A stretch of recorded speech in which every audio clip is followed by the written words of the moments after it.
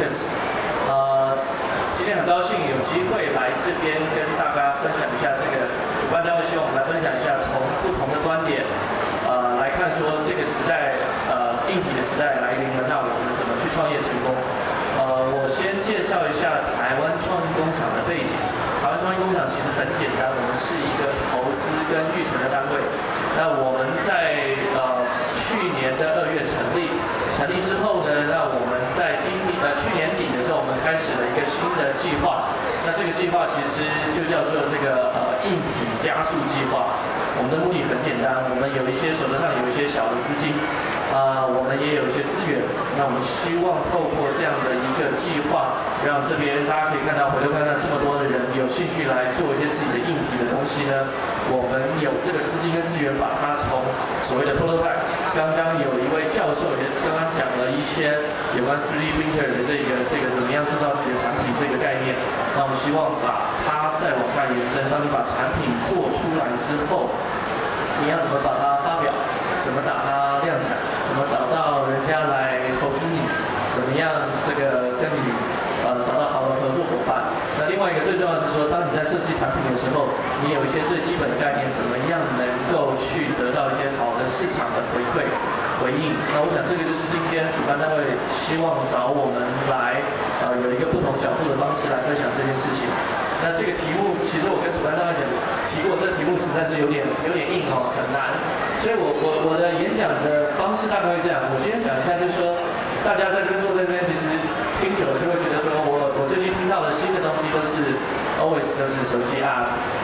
Facebook 或是一些各式各样的这个 social network 跟软的一些事情。那你会觉得说，哇，我这个做硬体的，其实很久已经没有人这么大篇幅来报道我们在干什么事情，所以我觉得这个是一个现在这个时机是一个好的机会哦。怎么说？其实大家这个提这个硬体，大家就一定会提说，这个最近最红的这些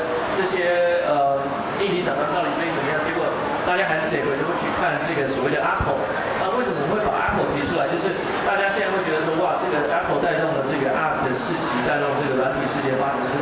对于这些软体开发人非常的好。但是回过来想说，其实 Apple 带动另外一个很重要的因素，就是它拥有非常好的质量的产品，来取代这个人们对于这个硬体的一些概念。所以你其实很容易，大家很容易去看，就是说，虽然Apple Store 或者说这个 iTunes Store， 大家说我买了很多 App， 我玩了很多游戏，我当中下载很多东西，但是实际上我告诉你说 ，Apple 怎么在赚钱 ？Apple 还是卖 iPhone 的赚钱。iPhone 的这个收入的比例可以看到，这是一个以季度为单位，你还是可以注意到说，一个好的硬体跟软体整合的产品，它的价值有多大？答案就是人们会花钱去买这样的东西。那第二个，你再往下看，大家会问说，那这个 App 在哪里 ？App 在这边可能看不太到，对不起，因为那个金额其实相较其他的音乐跟这个黄色的这一块，就是它所谓的这个 App Store 真正去买这个 App 软体。那意思就是说，其实各位在座，如果我是做一个硬体的制造的 maker， 你可以看到你的机会，你的世界还是很明朗的哦，你的世界还是很大的一块在这边哦。那如果我今天是写一个 App， 我会告诉你说，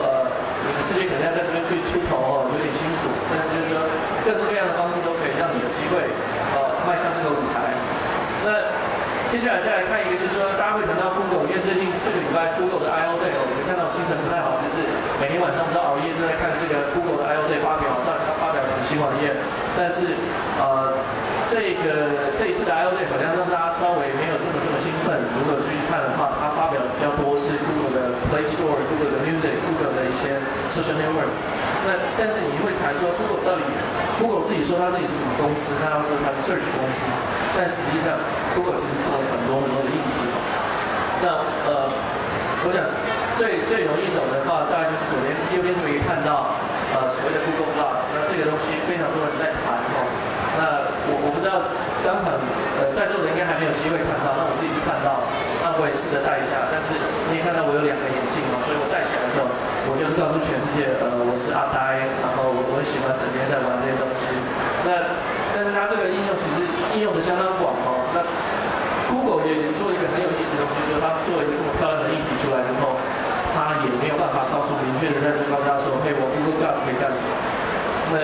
有一个小的好的一个 blogger， 他自己一个部落客，他就在这个网站上说，他一天24小时 Google Glass 从来不拿下，他连洗澡之后都在拍。那他觉得说这个实在是改变了世界，改变了很多资讯。然后我们同事看到他了，就说，在座各位都男生嘛，那如果你不小心把 Google Glass 带去上厕所的话，你就知道说你的隐私会多少在网络上流传。那另外，在这边板子上可以看到，右上角可以看到，这是 Google 的这个 server，Google 自己设计它自己的 server， 然后最近应该有一个新闻，大家如果有去 follow， 就是 Google 自己开始开发了所谓的量子的 server， 它为了要提升它的搜寻的效率，所以它开始一直往下去走。它这个右边这块板子，我想这个是一个比较旧的一个图像哈，这个也是大家各位，我在这边已经看到什么 Raspberry Pi， 还有一个什么 Arduino， 还有几个开始这种所谓的泛通用性的开发平台啊，这些平台都非常的好。那 Google 当初也做一个类似一样的这个泛通用性的一个东西，但是这是他自己打的线，自己完全做的东西。那这里面他就告诉你说 ，Google 是什么 ？Google 是华为软的加硬的哦，他自己在这边说这件事情。那接下来就是说，接下来大家很清楚的 ，Google 也不是完全都会成功的一个公司啊。那如果大家印象还深的话，在前2年的发展的所谓的 Chromebook 之后，就没有再任何的消息了。意思就是说，在软硬整合这地方，其实even像 Google 这样的公司你在做一个这么大的平台的时候，你要稍微小心。那这也是我后来会跟大家来分享的概念是说，当你有这么多好的工具的时候，你在做一个东西的时候，你要去想怎么样去吸引别人去用，但那个功能要怎么去判断。我今天在做东西的时候，我的方向要怎么走？那我们的立场很简单，我们是一个投资跟预测的平台。我在这边的话，我可以跟各位报告说，我看到的产品，看到的案子，可能也许比各位多一点，所以我会把这些开发产品的经验会分享给大家说，什么样的东西是吸引到很多人的目光，那他们为什么会成功，他们的历史的大概的发展是怎么样的来演进好。那这个 Google 这个再往下走，你可以看到说，它其实非常有这个兴趣去做一些软硬整合，因为他知道迟早说，软体没有人在花钱买哦，大家硬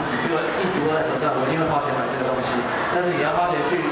叫一个人去买一些软体其实我跟你说非常的难哦。我们投资非常多的软体公司，真的很累。所以接下来我们会给他说，大家跟大家报告说，这个你们的时代来临啊。这个对不起因为我直接翻译一下很快。这叫做这个硬体的文艺复兴时代，这不是我讲的，这是纽约时报在它的媒体这已经不是一个很新的一个新闻，这应该是在纽约时报在去年的年中，它就已经在喊，就是说文艺复兴硬体的文艺复兴时代来临了那就是现在就是各位加油，你的时代来临了，然后。那至于说接下来要怎么往下走我在这边可以给各位有一点的这个建议或分享。那刚刚我们已经看到说，很多人会告诉你说怎么用 3D 打印机，怎么样去做这个 Raspberry Pi 的这个板子的开发，或怎么样用这个 Electric M， 那是另外一个东西的这个开发。那这个我等一下会给你介绍，这边工具实在太多了。但是回过头来就是各位在开发产品的时候，或是在了解这个市场需求的时候，现在我们看到的趋势是什么？第一个趋势很简单，一个trendy的方式，就是说，他们把一个人的basic 的人的一个function拆开来我的手跟脚还有我的眼睛，这叫一块。这一块叫什么呢？我可以利用我要去能够看得到、摸得到、走得到，那这个就是解释了一些需求。然后接下来说，那我的大脑在哪里？我会把大脑跟手跟人都分开，然后再往下走，就是我有手有人有大脑之后，我做出来这个东西我要干嘛？这个问题非常的值得去想，我做出来东西干嘛？我怎么把这个东西去跟人做连接，就是 networks。那最后就是我一直要提的就是说，你做完这些东西之后，你就回过头来告诉你的朋友，左边问一下，右边问一下说，你可以用一句话来形容我的产品如果你没有办法形容的话，你说这是一个万能产品，那很不幸的话，通常在我们的观点来说，我们就很难去运用去培育这样的概念那所以很简单，我刚刚刚刚把一个比较这个拟人的一个方式，我不是在谈机器人哦，对不起，就是这个地方其实可以拆非常多出来哈。我们看到就是说，当我把手脚眼睛都拆开的时候，我用机器去替代的时候，你就可以去想很多 sensor， 不管是这个所谓的温度的 sensor， 有关这个动作的 sensor accelerator， 就是各位如果手上我看没有人在戴，我自己也不喜欢戴，就是比如说 Nike 的 Feel Band， 比如说Jawbone 的 Arc， 还有说各式各样的手上的这些手环哦，它其实就是在记录你手上的运动，然后里面就是放了一些 accelerator 在里面，那这个东西就是记录你的现实生活的一些，把你现实生活的数据化。那这个在矽谷他们是告诉你说，这叫做 quantify yourself。那中文要怎么翻就是数位化、量化自己。那接下来我们所谓的这块我直接跳啊，接下来对不起，这个有跑掉一点哦。我们所谓的大脑，就是大家就是手上在开发的时候，我会尽量让大家避免去重新开发大脑这件事情，尽量把大脑丢在 smartphone， 就在你手上的东西来，试着把你开发的东西跟手机做一个比较好的连接。那这里是一个比较简单而且比较容易取得大家来使用的这个方式跟这个路径。那我们就说你没有办法是用这个现在的开发版去开发一个完全一个机器人去走，我想这是完全可以的。但是你为了要让大家更接触我们所谓的后面的怎么从人到 networks， 到我要找到跟这个世界做连接这一块，如果你是开发一个独立的产品的时候，你在这一块会稍微的比较弱一点哦。所以接下来翻译过来，从人到网络，那我翻译过来就叫 social networks 跟 cloud， 怎么样把你现在手上在开发这些东西，不管是任何数据取得的数据或者散出去的数据，通通发过来，通通放在网络上，通通放在云端上，那通通能够想办法去跟别人做结合。那你看，我举个例子很容易懂，大家在戴这个 Nike 的这个手上的手环的时候，你真的觉得这个人是一个很爱运动的人吗？答案是我怎么知道？但是呢，他戴在手上，他就告诉你说，嘿，我就是一个很爱运动的人，然后我很trendy，我很流行，我赶不上这个时代。这是一种个人在网络上的宣示，然后他又不停地把你的运动的结果分享在网络上，所以就告诉你的朋友，你的 Facebook 可能有上千人说，嘿，其实我是很爱运动的人。那谁知道你是不是爱运动？但是你在 Facebook 上就有这样的一个形象存在，那大家现在都很喜欢在上面去经营各式各样的形象，那这个就会驱动说，为什么我要去买这个 Nike 的 Feel Band、Nike 的手环？Nike 的手环，如果你把它打开来其实在硬件上不是做不到。我想在各位再努力一点，也许1-2年之内，大家都做到这样的东西，但是这个不是硬件的问题，而是我刚刚说的，他把从手到脑到人这件事情想得非常清楚，然后他只告诉你一件事情：我要把你的健康生活放在跟你的虚拟网络连接在一起，把你的现实的形象跟网络上的形象能够结合。OK， 那刚刚谈完就说我们做了这么多东西这么多的3D 打印机，这么多的这个开发板，做完之后我要干嘛？那从我的观点很简单各位开发完之后，你觉得有一个很棒的东西，那我记得告诉你的时候，麻烦去组一个小小的团队，那你去抢、去偷，或者去把房子、车子当了都可以。那你就尽量去找你的朋友 part time 的也好，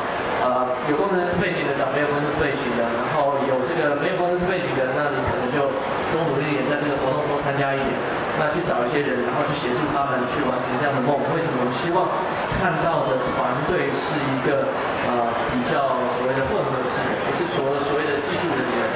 所有的都是工程师来引导这样的团队。我们其实不是这么说一定爱这样的团队，而是我们希望这个团队是一个比较健全的团队。所以当我们在设计产品的时候，比如说在设计一些给老人家使用的产品的时候，在国外的人就会去用很人性化的方式去想。我待会会分享给大家说带来的例子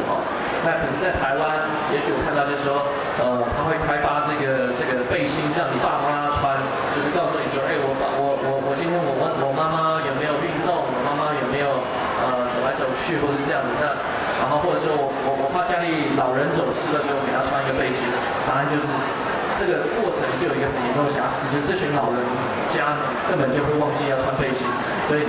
这个东西发展是没有用，好吧？我应该没骂到任何人哦，好。那接下来你团队组成之后，你回去想一个很好的计划，把这个计划所谓的计划里面要含几个要素，第一个要素就是我要呈现我要卖什么产品，第二个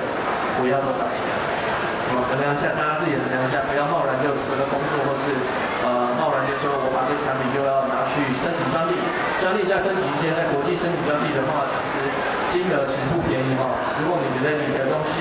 稍微还有一些价值的话，我建议把那个钱省下来，你就尽量再把产品开发更成熟一点，再去申请专利。如果你一定要申请的话，我会建议说不要从台湾开始，你应该去申请那个国际的一个association，他会告诉你说，如果你在主要的几个国家，你希望把这个专利保留的话，你去那边做一个注册的动作。第三个资源，我相信大家其实认识很多制造业、很多工厂、很多小的制造商或者很多任何朋友在做东西的，那你去找他们，希望说把你的东西从3D 打印机这个过程改造变成真的是一个小小的开模，然后去做一个真实的产品出来。那这样子其实会吸引更多的人。那最后就会告诉你说，那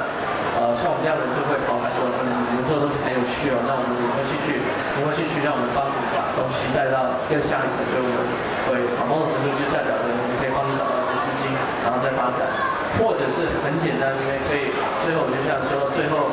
你们如果觉得这几个都太烦了，我不想做这些很好，那我就告诉你说，那你就展现出你的决心，然后回家开始拼命没日没夜的自己在家努力开发。那这也是一个很不错的方法，因为我会告诉你说，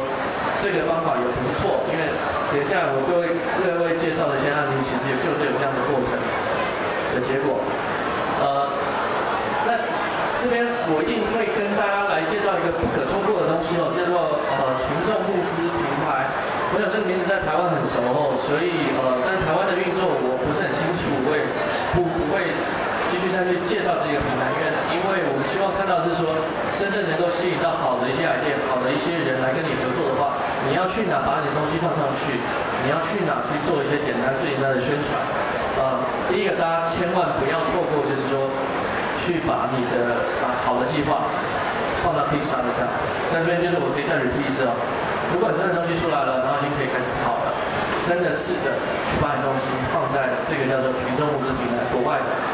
如果英文不好没关系哈，就是花点钱请朋友帮忙，或者请翻译生帮忙，你一定要去那边，你一定要把你的产品呢做一个这边最主要的几个关键就是做一个这个很漂亮的一个video。那你花点钱去做这件事情，然后把你的产品的规格、你的理念、你的团队通通 share 到上面去，然后吸引到很多国际的目光哈，因为现在这个 Kickstarter 这个群众募资平台，其实几乎就是所有媒体哦，纽约时报啊，或者富比士啊这些 Times， 他们每天都在看。那为什么这个公司这个平台这么重要？可以很快的看一下哦。其实你要看一下，其实这个创办人哦，我直接讲一下，创办人本身。不管是哪一个平台，我们介绍另外的，人家介绍另外一个平台，他们其实都不是写code、写程式，他们不是工程师背景，这几个人都是财务性跟这个宣传 marketing 的人出身，他的目的就是要让大家有一个机会、有个地方把这个东西宣传出去。那原来一开始他的主要是着重在这个音乐方面跟文化创意的一些产品。那到后来的时候，因为后来我会介绍，他有个产品实在太好，所以就会让整个平台呢变成一个大家可以去展现的硬体的一个方式。那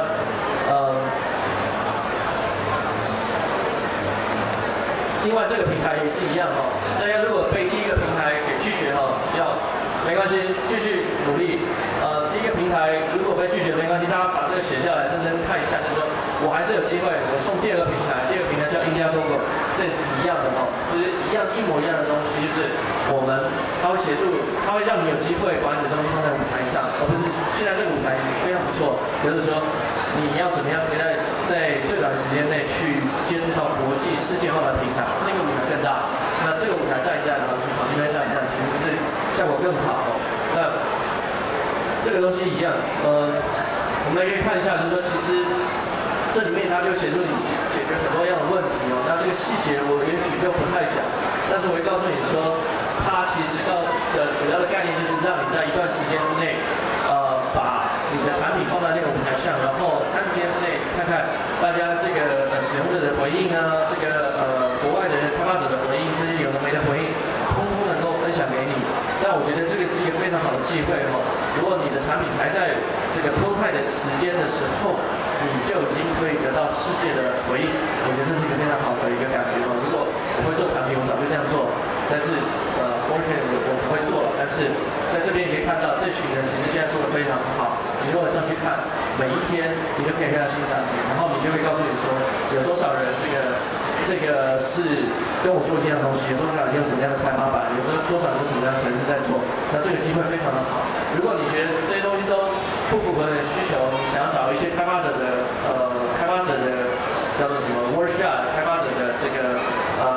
团队 group lead 或者怎么样都可以，你来找我，因为我们最近其实花很多时间在矽谷那边建立一些网络，那很多这个硬体开发者的一些所谓的预审中心都在那边。那接下来我介绍的产品都是我们几个在那边看到的那这边我之后会介绍这个叫 Apple Watch，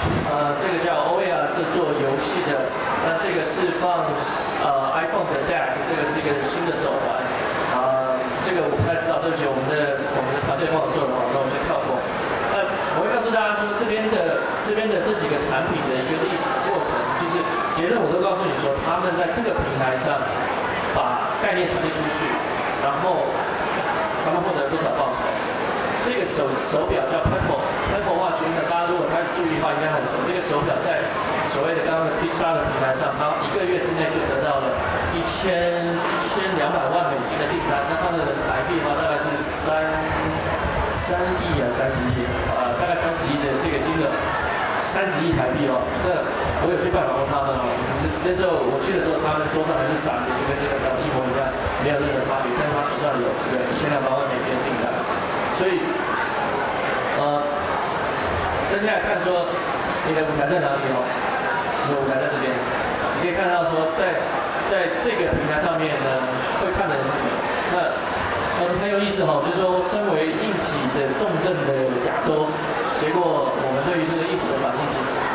好像没有追得很快，大家各位要加油！今天回去把这个跟大家都来提醒，就是说赶快上去展现一下我们亚洲人的这个实力哈。那再往下走的话，你可以看到说，在这个平台上，其实硬体不是一个最重要、最大的一个这个数字，我们看不到。硬体不是最大的一个比例募集到资金的一个地方，它其实很多地方其实在音乐文创，在这个特别是这个游戏这边，其实它募得的资金更大。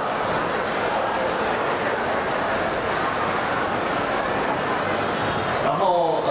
就是我刚跟各位讲哦，就是成功不成功哦，大概一半吧。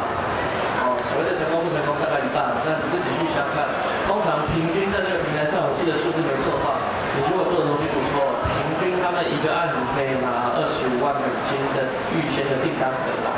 25万美金的话，大概是接近快1000万台币了。所以这1000万台币的话，我想第一个模具150万大概已经有下落了，我的这个存货零组件这些订单下去大概200万又有了，所以其实我在做一些广告，你会发现说，其实这个生意还不错哦，我还可以有一点点小钱盈余下来，可以去开发一些东西。那我会鼓励大家说，这是一些实际上的数据哦。那怎么去做其实没关系，你去试试看。如果不懂的话，随时可以跟主办单位还有我的联系方式，我们欢迎。我们很高兴能够帮助大家哦。接下来可能比较是说教说完了，跟大家讲一些案例哦。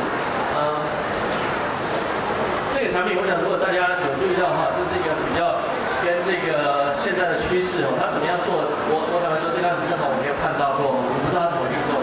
那原则上呢，它是一个手环，它大概是在这个位置上哦，它可以在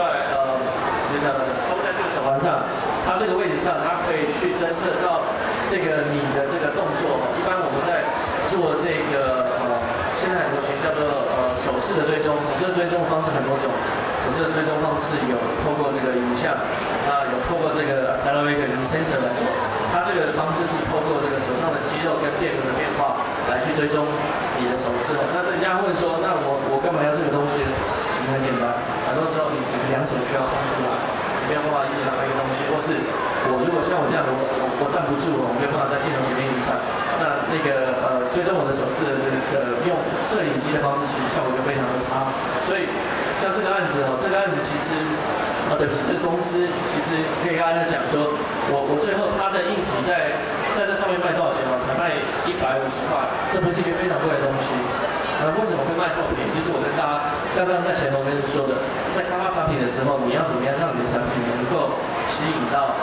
一个好的客户？那我会直接告诉你一个数字。如果你要做一些这个在身上动来动去可以用的东西，或是跟消费者很接近的东西，像这样东西，你的定价最好是落在不要超过200块美金，200块美金大概是6000多块台币。那如果把成本再拆回来的话，意思就是说你的开发成本2000块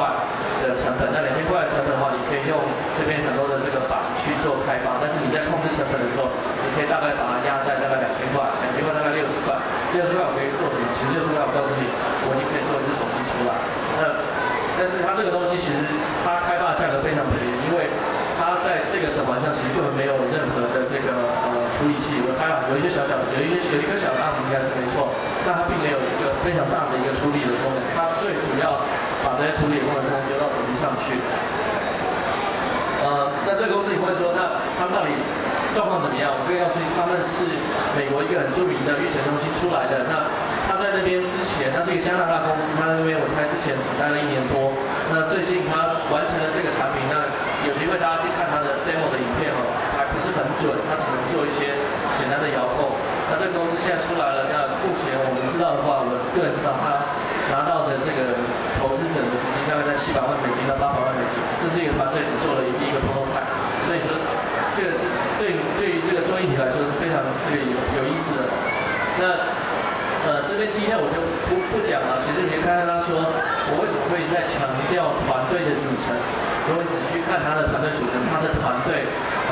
其实经验非常丰富我不是说反对这个学生出来创业，但是我说有比较多的经验去处理一些很多事情的时候，其实对于开发市场那个产品的精准度会比较好。这就是我刚刚说的这个手表的这个案子。那手表的案子这个创业团队其实很有意思这就是我刚刚说，你如果是学生出来的话，有没有机会创业？答案是有，因为这个的创办人呢，他故事大概是这样：他在大学，他也不是纯美国人，他是一个欧洲人。他在大学到美国念书之后，大概在大4左右就觉得不干了，然后就说我觉得戴在手上的这个手表其实是未来趋势。那这是几年前，我可以告诉你，这是5年前的事情。他5年前就上大学，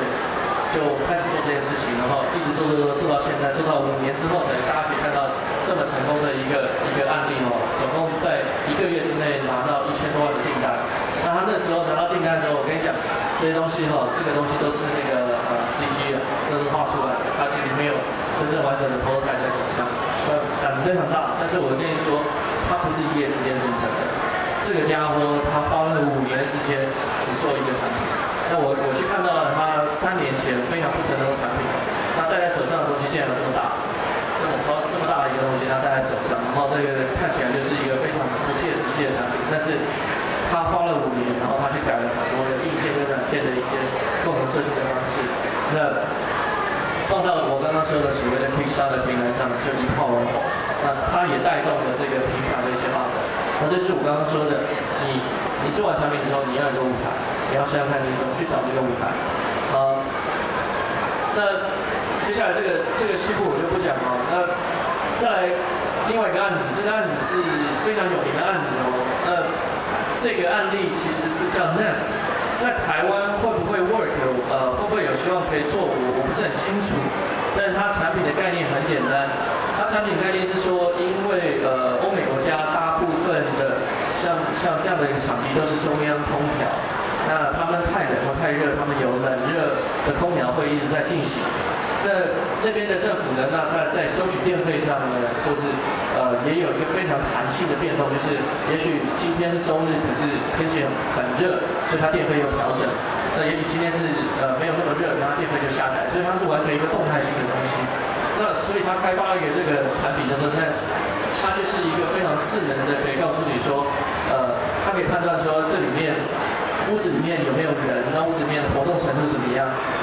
然后现在电费怎么样，你应该再冷一点还是再热一点，怎么样去节能？那它的宣称是说这个东西如果装在你的家里大概7个月还8个月，你其实就回收你的产品。那这个东西现在在 Apple Store 里面有在卖，一个卖260几块，这是一个特例。那我可以告诉你，我现实时间去玩过很多，玩了它的这个产品，它的工艺设计真的是非常的好。我跟你说，就是它的工艺设计大概就是你手上拿 iPhone 的那个工艺设计的能力，跟它的呈现方式，整个使用的柔顺度，然后。但是我就问了一个很笨的问题，我就说这个产品在台湾还好吗？这产品在台湾叫做智慧空调遥控器，我可以用遥控器就是做什么？但是实际上，我后来再去看，就是说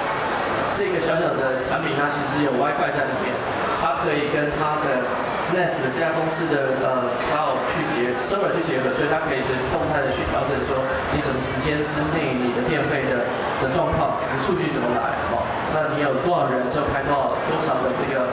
个外面的空气是怎么样，里面的气温是怎么样，它随时告诉你自动的 update， 所以这是一个非常特殊的例子。那你可以看到，如果大家可以去找他的 YouTube 上影片，他做的东西其实非常的精美，那个精美程度，其实我拿iPad mini 在手上，我都不觉得，人家如果告诉我说它是 Apple 出的话，我都会相信，他做的非常漂亮。另外我要跟各位讲，他们叫做，那时候我就跟他说，那你示范给我看怎么用。其实我没有，他来的时候完全没说明书。他就说这个东西叫做 Grandma Test， 我的祖母都可以使用的话，我想就不需要说明书。所以他当初给我看的时候，他其实告诉你说，其实没有说明书可以告诉你怎么用，就转来转去就对了。这是一个笑话，就是后来我叫他转来转去，他就不会用，然后就说这个是什么样的状况？再往下走，这个案子在开发者尤其是游戏界的开发者也非常有名。这个案子的这个小盒子的功能是什么？那我不知道大家在座有没有知道？不知道这个东西？这小盒子里面其实就是一个 Android 的 core， 就是一个 Android 的 system， 因为他们认为说现在 Android 上有这么多的这个游戏，那可是我的荧幕很小，可能有机会在这个大荧幕的电视上可以玩呢，那所以他们就做出来这个东西，这个小盒子跟这个手把，这个小盒子里面就是一个 Android 的一个平台，大概是你现在手上拿的这个手机的差不多70%的这个 computing 的 power， 它不是用最新的，然后他就希望说把这个小盒子呢开发出来说，我可以在上面玩，在电视上玩到所有的 Android 上面可以玩的游戏，然后付给你手把。那最近这个东西出来了，然后有些人拿到了，发觉说反应不太好。这个里面呢，它其实虽然说它那时候卖了500多万的一个订单，但是它出现一个问题是说，它忽略掉产品汰换的速度太快。意思就是说，很简单，就是我现在手上这一支 Sony 的话，它的核心大概是1.5G 吧，我没记错的话，那它里面这一台的东西，它好像还停留在这个1G 的一个 CPU 的状况，然后它在做一些这个graphic 的处理的速度上面，其实没有那么好。就答案就是说，它出来的东西其实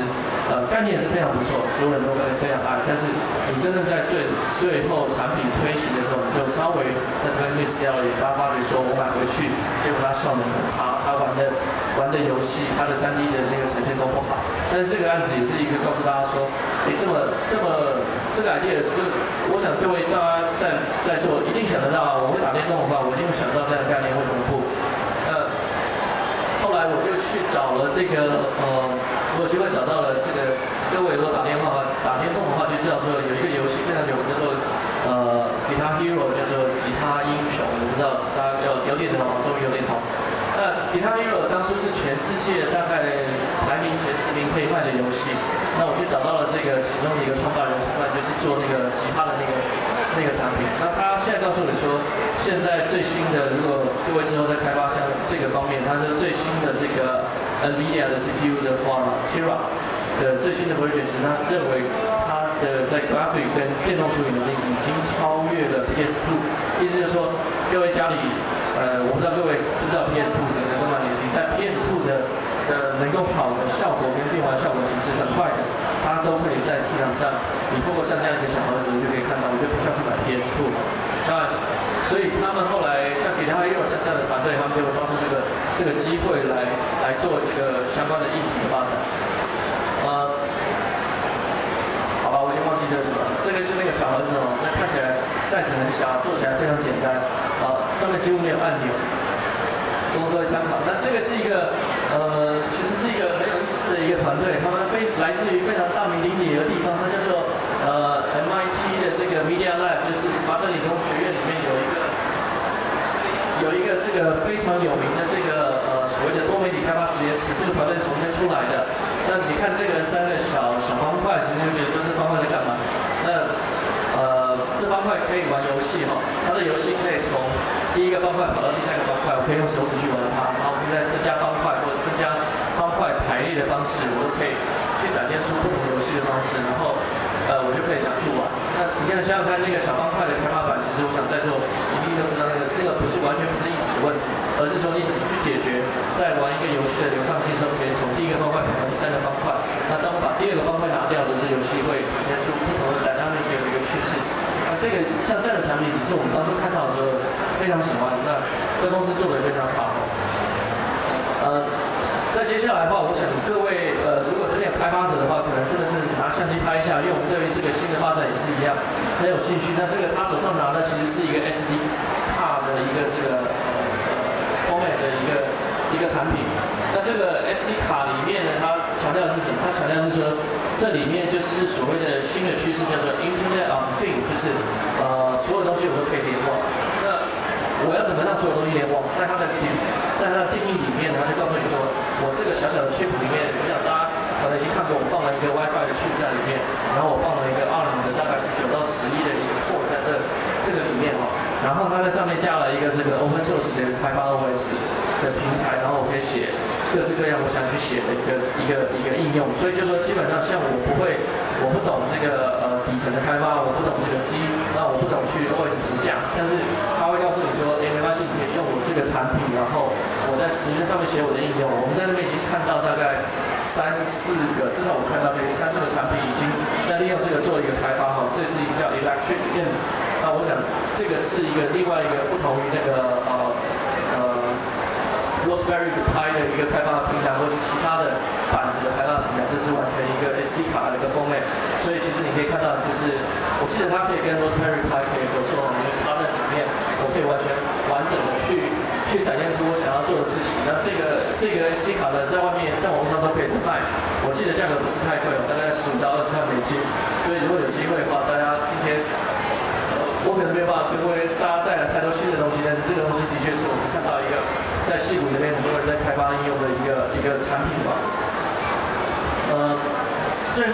最后时间的关系，我大概就各位再讲一下，就是说有一个领域是大家可以去看哦，不管是机器人或是一些这个各式各样儿童的，或者我们刚刚说的一些游戏玩具、手上戴的。最后一个领域大家可能都不遇到，就是车子里哦，我车子里可以放什么东西，我车子怎么跟我的手机联网。那这个概念其实很简单，它把这个公司它做了一个小小的硬体，那这个硬体其实不算太难，但是难的不在硬体方面，它就是让你的车子把所有的讯息都读出来，然后把它透过我的手机跟这个网络上连接，意思就是说我可以知道我今天开车的状况，我可以知道我的省油、我的耗油、我的车子的引擎需不需要维修，表现怎么样，跟别人比我的 performance 怎么样？其实这就是它很有意思的地方。所以这个产品哦，我看到的时候其实也非常开心，就是说哇，终于我今天可以让我的车子在讲的话，其实如果各位可能不是很清楚的话，大家各位去看你的车子的下面，只要你车子是1996年以后出厂的，世界通通都有的规定，就是你有一个 protocol 在你的方向盘下面，你再往下摸一点，那大概会有一个这么大的一个接口，大概是16到24 pin 的一个特殊的一个接口。那这个 pin 角，你如果插进去它这样的 device， 其实你就可以把你车子里面所有的资讯都读出来哦，这很炫哦，你就可以做一个李麦克或是做一个这个自动车的一个概念。但是这个讯息只告诉你说，我透过这个接口，你可以把所有车子的讯息读出来。那但是有一个小小问题，大家会比较辛苦的，就是这个读出来讯息其实是类比哦，这个大家就可能听到头就痛，它是一个类比的讯号。所以他把这个讯息读出来之后，我透过手机，就我刚刚说的，我透过我的大脑，然后传到我的云端上。那今天我就可以开始跟别人去交流，跟不同的车厂去交流。那所以我想以上大概就是我这是根据这个主办单位来提供的题目，就是说在这个软硬的这个一个新的时代哈，大家怎么去做一个创业的活动？那最后的总结其实我还是想说回到前面跟各位大家讲的，就是你在产品设计，我想这边比较接近产品设计。产品开发的时候，你要把这些事情想清楚。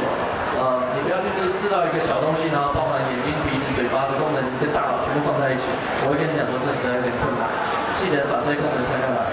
我所谓的生词通通拆在外面。我的大脑尽量利用我的手机去做一些事情。然后我怎么样去跟我的网络跟别人去做一个连接互动，这是一个最重要的一个开发的一个从商业的角度跟从这个资源角度来跟大家的报告。那今天谢谢大会给这个时间，然后谢谢跟这个大家的来聆听。那我会跟大家讲说，因为我们自己的平台呢，也希望鼓励大家做一些硬体开发。那当你有会动的 prototype， 然后你的产品呢也是大概符合我们希望看的这些题目的时候，我们有一个计划叫做硬体加速计划。我们有资源，我们有一点小小的资金，我们可以鼓励大家把你的东西去拿到 Kickstarter， 拿到这种国际的平台上去展现。如果希望跟国外的交流的话，其实我们最近也去了几趟的矽谷，那把一些那边当地的这个育成的品牌都连接起来。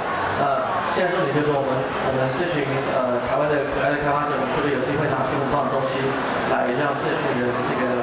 国外的开发者也来经验一下。那我的报告就到这边结束，谢谢。